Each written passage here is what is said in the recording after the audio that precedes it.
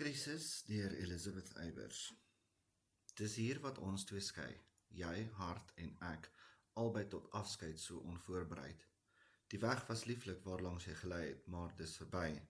Al staar jy terug, nou strek die pad langs klowe, afgrond en moeras, voortvarend in 'n lafaard soos altyd, en nooit in staat tot enige besluit, en siek daarby, is jy nou net 'n las. Jy was die gas en gasheer by die fees, die seremoniemeester en die nar. Jou dwaase raad kan net die hoof verwar, waar elke tree die laaste tree mag wees. Kyk, dit word laat. Die kermis is verby. Kan jy dit nie begryp? Hier moet ons skei. As ons gaan kyk na die titel van die gedig, title of the poem. Krisis is 'n probleem, dis iets negatief. Dit dui reeds aan dat daar 'n definitiewe negatiewe aanslag gaan wees in die inhoud van ons gedig. In die gedig is die probleem of die krisis die botsing van die hoof, die verstand, die rede en die hart, die emosies of gevoel. Die krisis wat beleef word, lei die ekspreker daartoe om haar hoof te volg eerder as haar hart. Ons kan dus aflei dat hierdie krisis te maak het met liefde. So crisis is a problem, something negative. So already from the start, this indicates that there will be a negative tone to the content of the poem. In the poem, the problem or the crisis is the clash between the heart, the feelings and emotions, and the head, which resembles reason. Crisis that is experienced here leads the speaker to follow her head rather than her heart. We can thus infer that this crisis has to do with love. Sonette. In hierdie gedig het ons 'n voorbeeld van 'n Italiaanse sonnet. Die sonnet word opgedeel in 'n oktaaf, reëls 1 tot 8 en 'n sestet, reël 9 tot 14. In die oktaaf, die emosionele hart en verstandelike hoof word dan blootgestel, die twee moet skei. Die redes word gegee waarom die verstandelike moet afstand doen van die emosionele. In die sestet word daar op die teenstrydigheid of die dubbelsinnigheid van die emosies verwys, en daarom moet die hart en verstand geskei word. So, in the sonnet, we have an Italian sonnet in this poem, and the poem is divided into a octave, lines 1 to 8, as well as the sestet, lines 9 to 14.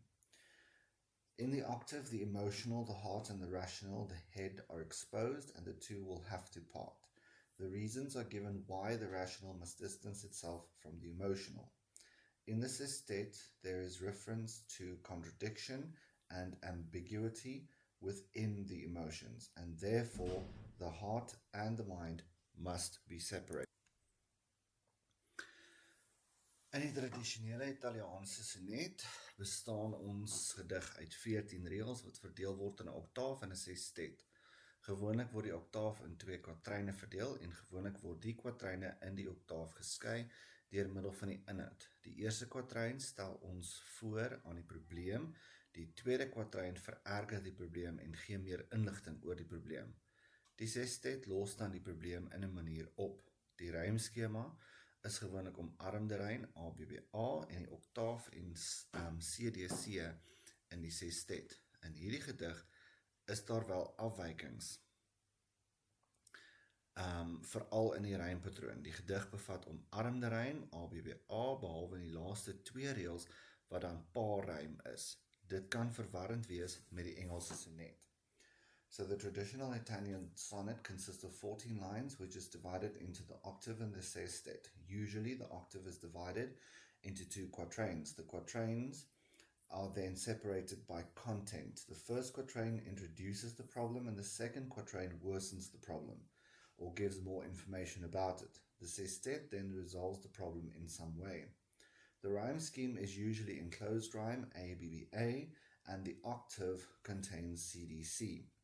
Or the sestet, contains the CDC.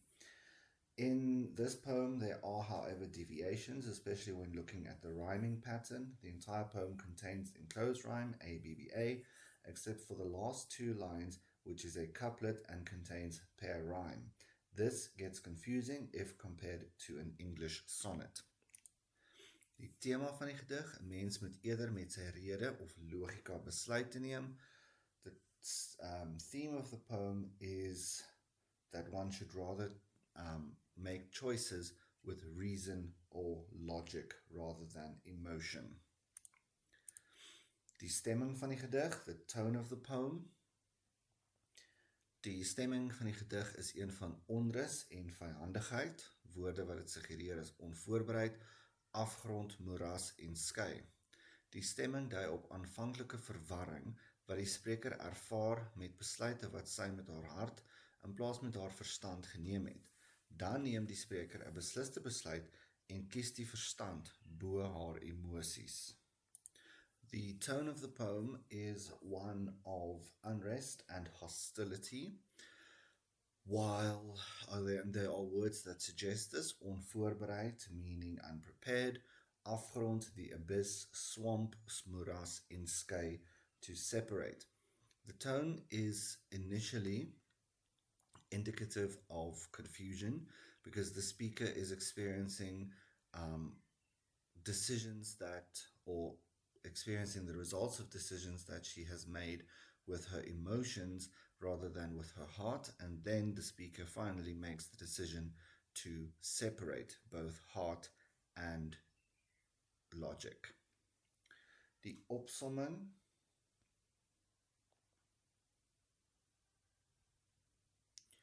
die hoof en hart word in hoofletters geskryf wat dui aan dat dit persone verteenwoordig. Dit is 'n voorbeeld van personifikasie. Die hart verteenwoordig die emosionele en die hoof die verstandelike of die logika. Die spreker probeer die konflik tussen die mens se denke en emosies aandui. Ons lei in die gedig af dat die ek, die beredeneerde, die verstandelike weg kies. Beide hart en hoof is onvoorbereid vir die afskeid. Die pad wat die hart loop is gevaarlik. Die hart se karaktereienskappe is nie vir die hoof goed nie. Dit is net 'n las. Die kontras of teenstrydighede van die hart veroorsaak verwarring by die hoof. Die lewe is kort, daar is nie tyd vir speletjies nie. Die hart en die hoof se paaie moet dadelik skei. Okay, in summary, the heart and the head are both written with capital letters, which indicate that they represent persons. This is therefore an example of personification. The heart represents the emotional, the head is the rational or the logic. The speaker tries to show the conflict between human thought and emotions. In the poem, we infer that the I chooses the rational or the logical way. Both head and heart are unprepared for the farewell. The path that the heart follows is dangerous.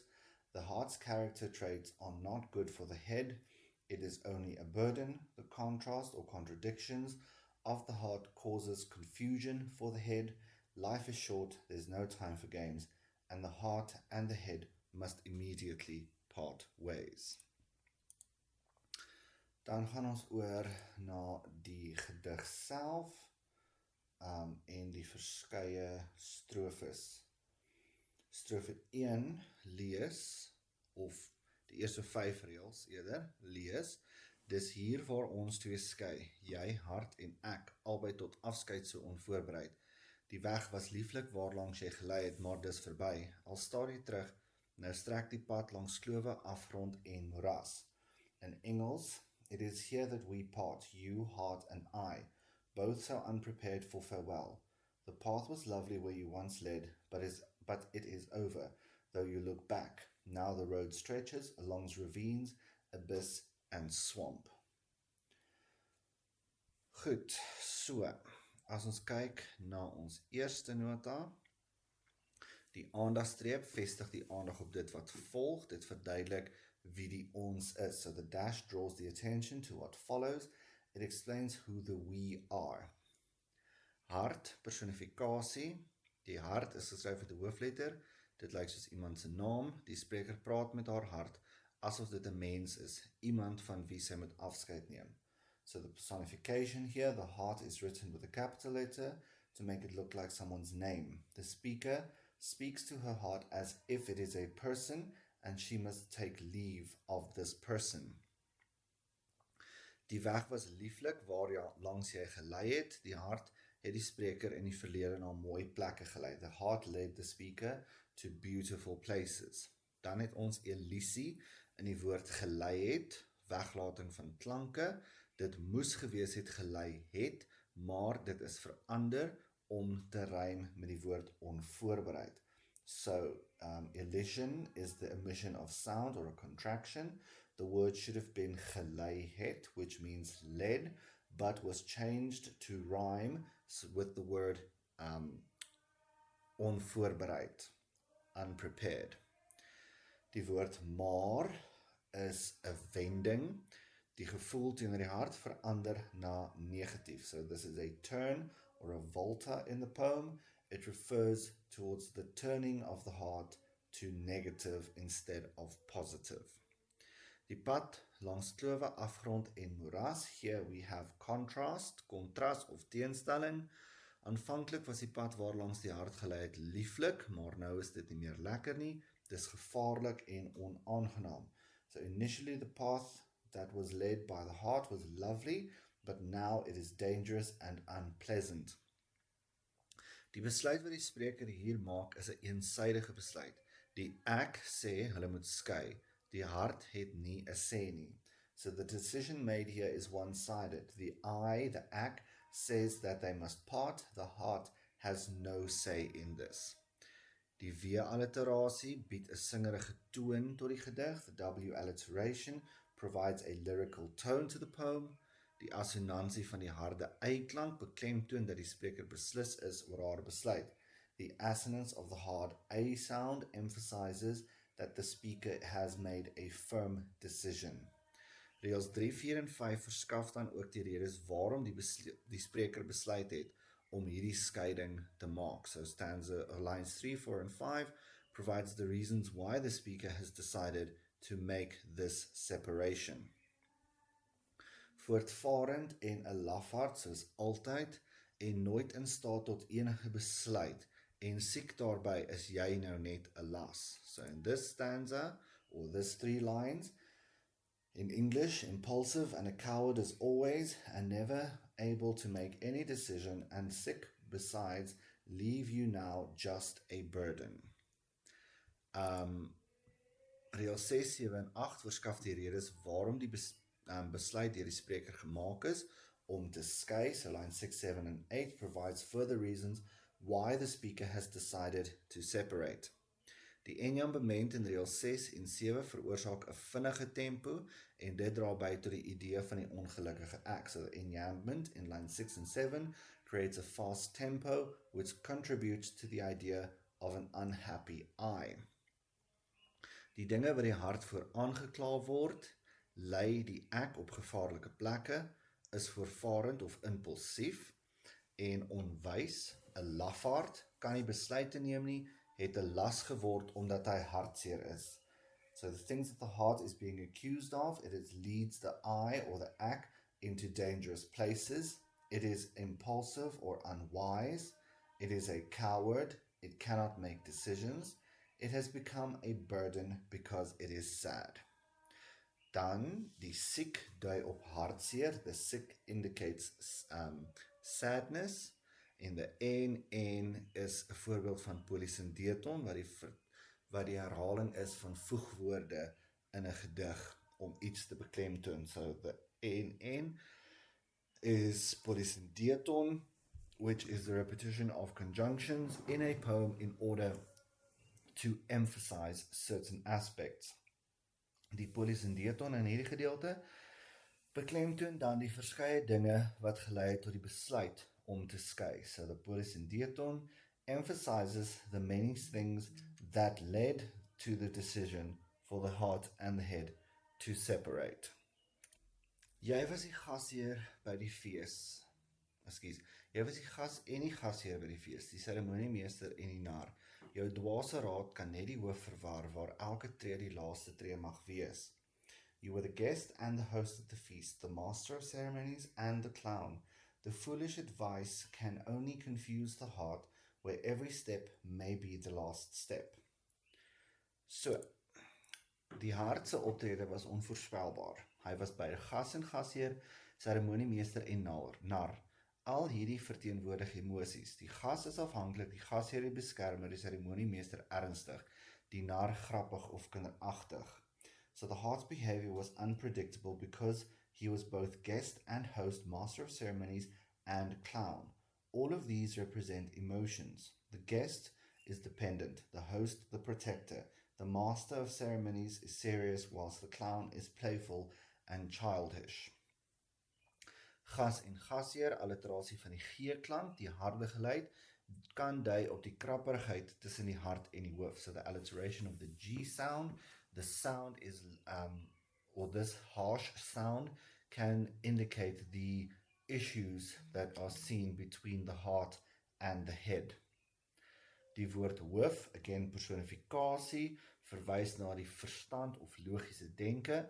Omdat dit met 'n hoofletter geskryf word, verwys dit na iemand se naam of kan dit gesien word as iemand se naam. So the personification in the word head refers to the intellect or logical thinking. Because it is capitalized, it can be seen as someone's name. Jou dwaase raad kon net die hoof verwar. Die bitterheid van die ek teenoor die hart word hier verwys. Die hart het slegte raad gegee wat die probleme veroorsaak het. So the bitterness of the eye towards the heart is shown here. The heart gave bad advice and that is what caused problems. Die onvoorspelbare emosies van die hart het die hoof deurmekaar gemaak wat veroorsaak het dat die hoof nie nigter of goeie besluite kon neem nie en daarom foute gemaak het. So the heart's unpredictable emotions confused the head, causing the head to not be able to make sound decisions, and therefore mistakes were made. Die enjambement in reël 11 verlaag die tempo in plaas van om die tempo te verhoog, omdat dit slegs in een reël voorkom. So the enjambment in line 11 lowers the tempo instead of raising the tempo as earlier because it only occurs in this one line. Die woord nar, na nar is daar 'n dubbelpunt. Die dubbelpunt lei 'n verduideliking in van wat die onvoorspelbaarheid in die hart veroorsaak het. So the colon follows after the colon follows an explanation of what the unpredictability of the head caused. Kyk, dit word laat, die kermis is verby. Kan jy dit nie begryp? Hier moet ons skei. Look, it is late, the carnival is over. Can you not understand? Here we must part. Die woord kermis, die situasie waarin die ek of homself of haarself bevind, word gelykgestel aan 'n kermis. Dit is 'n metafoor, 'n plek waar daar heeltyd gespeel word, niks ernstig opgevat word nie en alles net chaoties is. Die lewe saam met die hart is dus net een groot partytjie. So the situation in which the eye finds themselves is equated to a carnival, therefore a metaphor, a place where it's playtime the whole time, where nothing gets taken seriously and everything is just chaotic. The life with the heart is therefore just one big party. Die paarrym aan die einde van die gedig versterk die ironie.